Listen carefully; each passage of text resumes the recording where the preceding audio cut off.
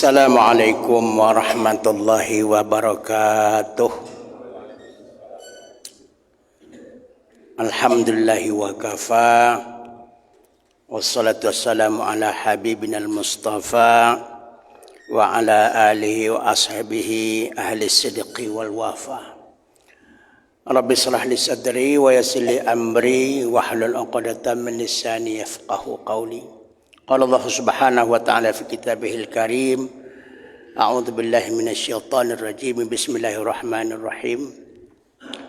Was-samaa'a rafa'aha wa wada'al mizan alla tatghaw fil mizan. Shadaqallahul azim. Bapak Ibu kaum muslimin dan muslimat jamaah salat zuhur yang dimuliakan Allah. Kepada Allah kita bersyukur. Pada Nabi kita Muhammad sallallahu alaihi wasallam kita sampaikan salawat dan salam. Allahumma shalli ala sayyidina Muhammad wa ala alihi wa ashabi ajmain. Hadirin hadirat hamba yang muliakan Allah. Insyaallah pada zuhur kali ini kita akan membahas singkat tentang tawazunil hayah, tentang keseimbangan kehidupan. Makhluk ada yang namanya malaikat, itu tidak dikatakan makhluk yang seimbang. Dia hanya punya rel sebelah kanan saja. Jalan relnya lurus, mentok di surga. Iblis bukan makhluk yang seimbang, karena ashabus simal, dia relnya sebelah kiri, mentok ke neraka. Manusia punya dua rel, punya dua jalan. Wa hadainahus sabil imma syakira wa imma kafura. Dalam surah Al-Insan ayat 2 Allah jelaskan, kami tunjukkan kepada manusia itu dua jalan. Imma syakira, jalan sebelah kanan orang yang bersyukur kepada Allah masuk surga. Jalan kiri yang kufur, iblis, setan adalah masuk neraka. Kalau begitu, perjalanan kehidupan malaikat dia tidak punya setir, tak punya stang. Kenapa? Rel saja. Tak pernah kita menengok kereta api pakai stang, pakai setir kan? Untuk apa pula guna setir pada kereta api? Nah, manusia ada setir. Setir itu untuk belok kiri, belok kanan. Mana setir itu? Qalbun namanya. Qalb itu artinya bolak-balik. Kiri, kanan. Baik buruk, kiri kanan, baik buruk. Maka Allah berikan kepada kita qalb, hati. Qalb ini tidak diberikan kepada iblis. Qalb ini tidak diberikan juga kepada malaikat. Maka malaikat tak perlu berhati-hati. Iblis juga tak perlu berhati-hati karena tidak punya hati. Manusia lah yang punya stang, bisa belok kiri, belok kanan. Jadi kehidupan manusia itu bergelombang. Dalam menjalani gelombang kehidupan. Malaikat tidak ada gelombang kehidupannya, iblis juga tidak ada gelombang kehidupannya. Iblis sekali buruk tetap buruk, malaikat sekali baik tetap baik, tidak ada kadang-kadangnya. Ini kita untuk memahami. Oleh sebab manusia Allah berikan akal dan Allah berikan nafsu. Berarti unsur malakutnya ada di situ. Unsur malaikatnya ada, unsur iblis dan setannya juga ada. Maka manusia memiliki dua potensi. Berpotensi melakukan kebaikan, berpotensi melakukan kejahatan. Maka Allah jelaskan dalam surah Al-Lail, wa nafsin wa ma sawwaha fa alhamaha fujuraha wa taqwaha. Allah berikan nafsu pada diri manusia. Ya, dengan kesempurnaan nafsu itu, nafsu bisa menerima fujur yang jahat, nafsu bisa menerima takwa yang baik. Ini dia. Maka antara baik dengan buruk ni dia akan tarik-menarik. Tarik-menarik itulah yang membuat segala sesuatu berputar. Kenapa kipas angin itu berputar? Karena ada positif, ada negatifnya. Berarti kita tahu manusia adalah makhluk energik. Ya, maju jadi, mundur jadi. Berbuat baik jadi, berbuat buruk jadi. Multidimensi manusia ini. Karena manusia punya akal, punya nafsu, dia akan bisa belok kiri, belok kanan. Sementara Allah menginginkan manusia masuk surga. Tidak pernah Allah mengajak, marilah kita masuk neraka, tidak ada. Tapi Allah mengajak kita masuk surga. Artinya apa? Kita harus seimbangkan. Mengapa harus seimbangkan? Karena kehidupan manusia ini kalau saya menengok seperti becak, Pak. Becak itu becak dari sepeda. Kalau becak di depannya di tengah-tengah akan stabil dia. Tapi kalau becak sepeda di kanan 2 rodanya, depan belakang, di kiri 1. Kira-kira kemana yang paling kuat beloknya? Kiri apa kanan? Pasti ke kiri. Karena di kiri cuma 1. Bagi bapak-bapak yang pernah bawa becak, saya pernah bawa becak, Pak. Jadi tidak ada orang yang di dunia ini bawa becak roda 3 yang 2 di kanan 1 di kiri, lepas tangan bawa becak, tak akan ada, Pak. Bahkan ketika kita mau becak tu kita harus pertahan dia ke kanan, lengah kita dia akan belok ke kiri, berat ke kiri. Maka Allah kata wala tattabi'u khutuwatis syaitan. Kalau kita biarkan diri kita tidak kontrol, tidak diseimbangkan, maka kita akan mengikuti jalan syaitan. Wala tattabi'u khutuwatis syaitan innahu lakum aduwwum mubin. Jadi daya gravitasi, daya tarik syaitan ini lebih kuat daripada daya tarik malaikat. Lebih kuat. Oleh sebab itu apa? Allah berikan keseimbangan dalam diri kita. Sebagaimana Allah Subhanahu wa taala jelaskan dalam surah Ar-Rahman. Was-samaa'a rafa'aha wa wada'al mizan. Langit telah Allah angkat dengan posisi yang tinggi tanpa tiang, wa wada'al mizan. Allah meletakkan pada langit itu keseimbangan. Jadi, mengapa Allah tidak katakan langit dan bumi seimbang? Tidak. Allah hanya mengatakan langit seimbang. Bumi dulu seimbang, tetapi kemudian dirusak oleh manusia. Zaharal fasadu fil barri wal bahr bima kasabat aydin nas. Terjadi kerusakan, ketidakseimbangan di darat dan di lautan oleh sebab ulah perbuatan tangan manusia. Makanya terjadi gempa, ini adalah salah satu akibat perbuatan manusia yang terhormat sekali. Dulu Pak, tahun 70-an ke atas, ke belakang, itu gempa bumi sekali 25 tahun. Sekarang 25 kali setahun. Kenapa? Bumi, gunung sudah gundul-gundul, terjadi pemanasan. Pemanasan global. Sedangkan di bawah gunung berapi itu ada belerang. Belerang kena panas, dia sudah panas betul, kena panas lagi, maka dia akan meledak. Ulah tangan manusia. Orang membantu Amsterdam. Nah, seperti Singapura, separuh Singapura itu hasil timbunan laut. Laut yang ditimbun. Dari mana timbunannya? Dari pasir? Indonesia. Digali sampai sekilo ke bawah. Nanti dia bumi mencari keseimbangannya, longsor dia. Patah lempengan bumi. Semakin besar patahnya, semakin kuat skala Richternya. Oleh ulah siapa? Oleh ulah manusia. Makanya ada gempa bumi, tak ada gempa langit selama ini, Pak ya. Tidak pernah kita mendengar gempa langit. Kalau sempat manusia sampai ke langit, mungkin gempa langit juga. Maka Allah katakan was-samaa'a rafa'a wa wada'al mizan. Allah menciptakan langit, ya, Allah angkat dengan tinggi, Allah berikan keseimbangan. Nah, makanya kita mencontoh kepada Allah Subhanahu, kepada apa yang Allah Subhanahu wa taala, keseimbangan itu. Supaya manusia ini seimbang kehidupannya, Allah beri satu yang tidak Allah berikan kepada makhluk lain. Apa namanya? Namanya al-fitrah.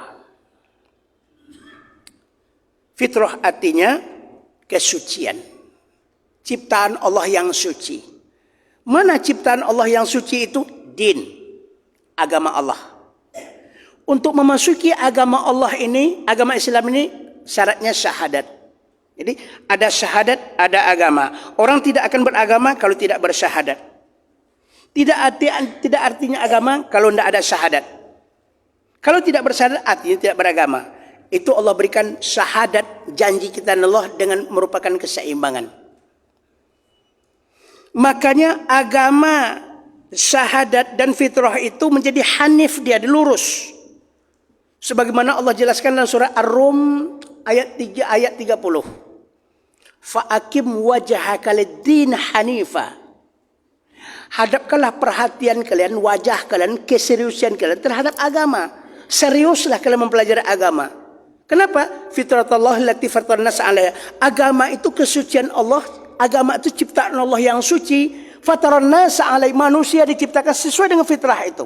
Maka kullu mauludin yuladu 'alal fitrah, setiap manusia yang lahir dalam keadaan fitrah, lahir keadaan beragama, lahir dalam keadaan bersyahadat. Kurang jelasnya baca surah Al-A'raf ayat 172. Alastu birabbikum qalu bala syahidna. Jadi fitrah itulah yang Allah berikan kepada kita. Binatang tidak diberikan fitrah, malaikat tidak diberikan fitrah, iblis dan syaitan tidak diberikan fitrah.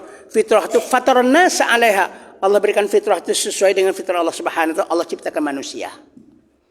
Diharapkan dengan agama yang Allah berikan, dengan syahadat, dengan fitrah itu kita bisa hanif, bisa lurus. Lurus itu yang dikatakan keseimbangan. Maka ihdinas siratal mustaqim, jalan yang lurus. Selagi kita masih berpegang kepada syahadat janji kita dengan Allah, selagi kita masih berpegang kepada agama kita, artinya kita masih berpegang kepada stang, masih kita kendalikan. Tapi kalau kita lupa janji dengan Allah, artinya kita melupakan agama, maka stang kita akan begini modelnya. Perjalanan kehidupan kita akan bergelombang, penuh dengan gelombang, tidak tenang. Supaya tenang dia banyak ibadah, banyak zikir, banyak bersyukur. Ala bidzikrillah tatma'innul qulub. Sudah banyak beribadah, banyak berzikir, banyak bersyukur kepada Allah, baru dia seimbang. Nah, coba kita perhatikan. Allah Subhanahu wa taala Maha sayang kepada kita, diberikan untuk supaya kita seimbang dalam kehidupan, diberikan fitrah itu dua. Pertama, fitrah untuk diri kita. Mensucikan diri dengan Idul Fitri, 1 bulan Ramadan. Apabila datang bulan Ramadan, dibuka pintu surga, ditutup pintu neraka, dibelenggu setan. Karena setan itu membuat stangnya kemana tadi? Ke kiri kan? Dibelenggu setan-setan. Tapi yang belenggunya amalan kita sendiri. Dalam segi diri kita, Ramadan membersihkan. Puasa membersihkan. Amal ibadah. Dalam segi harta kita, ada zakat apa namanya? Zakat fitrah.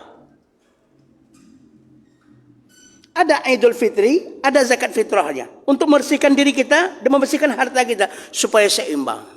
Kenapa? Harta itu tidak boleh dimiliki oleh seseorang saja. Wa mimma razaqnahum yunfikun, sebahagiannya harus kita bagi kepada yang membutuhkannya. Nah, Bapak Ibu hadirin Allah Subhanahu wa taala, keseimbangan itu ada 3 yang harus kita seimbang.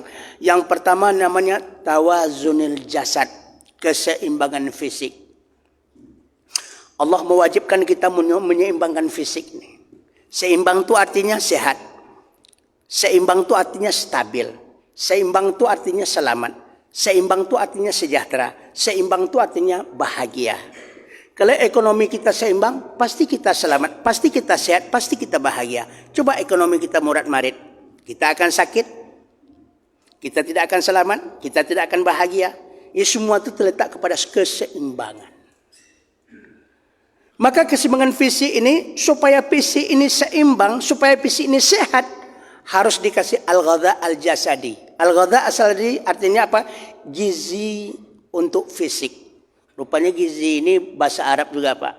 Al-ghadha al-gizi. Bukan bahasa Indonesia gizi itu, bahasa Arab. Al-ghadha al-gizi.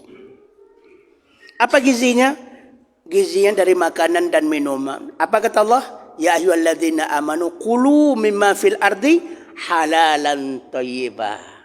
Supaya seimbang fisik kita ni, makanlah apa yang ada di bumi halal lagi baik.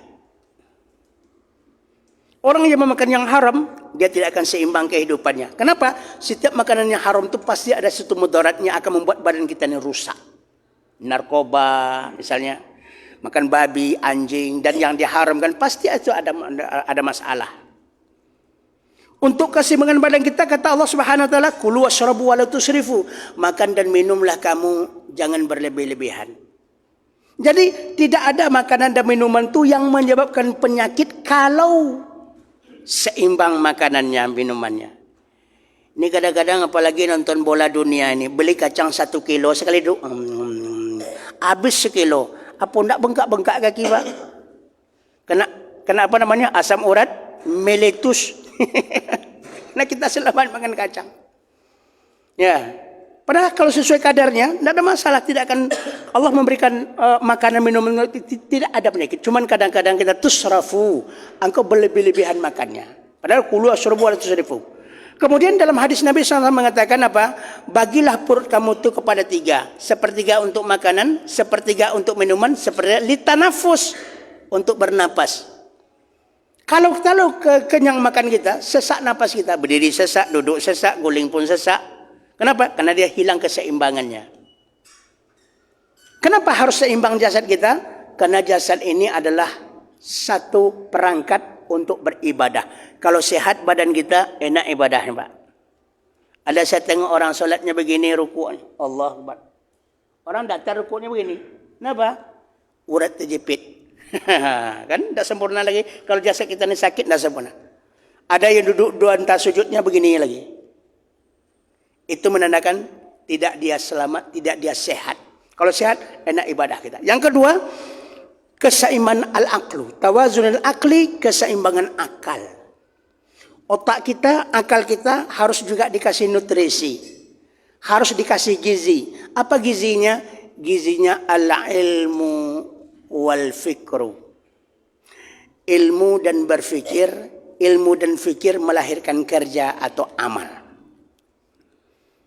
Jadi ada kewajiban, kalau kita Allah berikan akal, Allah berikan otak, tak mau nuntut ilmu dunia atau ilmu akhirat, maka akal kita, otak kita kurang gizi, Pak. Kalau dalam segi fisik, tidak ada yang musuh lapar. Dalam segi fisik, seimbang kita semua Indonesiaan. Kita tengok. Ya, tidak ada yang kepalanya besar, ya, perutnya besar, kaki tangannya kecil. Itu musuh lapar namanya. Sejahtera kita, selamat kita dalam segi fisiknya. Tapi dalam segi akal, ini yang paling banyak. Masjid buka pengajian, jamaahnya 10 orang, 20 orang. Padahal ratusan orang di daerah itu yang hadir cuma 10-20 orang. Tak mau mengisi akal. Padahal Allah berikan otak, walau berikan supaya diseimbangkan dengan ilmu dan berfikir. Ilmu dan berfikir akan melahirkan zikir. Nah, maka Allah banyak mengatakan, afala ta'qilun, afala tatafakkarun. Nah, yang terakhir, yang harus diseimbangkan kata Allah adalah ar-ruh dan rohani. Keseimbangan fisik, keseimbangan akal otak kita, dan keseimbangan rohani. Apa makanannya rohani kita? Makanannya ada dua pula. Adzikru wasyukru. Makanan rohani ini adalah banyak zikir, banyak bersyukur. Bagaimana supaya banyak berzikir, bersyukur? Banyak beribadah kuncinya. Allahumma a'inni ala zikrika wa syukrika wa husni ibadatik. Ya Allah, tolong aku supaya banyak berzikir kepada Engkau, supaya banyak bersyukur atas nikmat-Mu. Artinya apa? Jadikan aku ibadah aku baik. Seibadah yang paling baik adalah banyak berzikir, banyak bersyukur. Artinya kalau begitu rohani kita akan sehat. Jadi mari kita sehatkan jasmani, kita sehatkan akal dan otak kita dengan ilmu dan berfikir, beramal. Mari kita sehatkan hati kita, rohani kita dengan apa? Dengan banyak beribadah, banyak berzikir, banyak bersyukur kepada Allah Subhanahu wa taala. Barulah kita wahadainus sabil imma syakira wa imma kafura. Baru sampai ke terminalnya, orang bersyukur pasti dapat surga Allah Subhanahu wa taala karena dia akan belok kanan nanti. Orang kufur berarti dia akan belok kiri, akan sampai ke neraka Allah Subhanahu wa taala. Maka yang ketiga itu keseimbangan jasmani, keseimbangan akal, dan akan melahirkan nikmatun kubra, nikmat yang paling besar. Untuk kesempatan ini belum bisa kita jelaskan bagaimana nikmat besarnya. Yang ketiga macam diseimbangkan, insyaallah kita sampaikan untuk pertemuan-pertemuan yang akan datang. Baiklah, ini yang dapat kita sampaikan pada kesempatan ini. Mudah-mudahan paling tidak untuk mengingatkan kita semua bahwasanya ada 3 hal yang harus kita seimbangkan dalam kehidupan. Kalau mau seimbang dunia, seimbang akhirat. Fid dunya hasanah wa fil akhirati hasanah wa qina adzabannar. Subhanakallahumma bihamdik asyhadu an la ilaha illa anta astaghfiruka wa atubu ilaik. Assalamualaikum warahmatullahi wabarakatuh.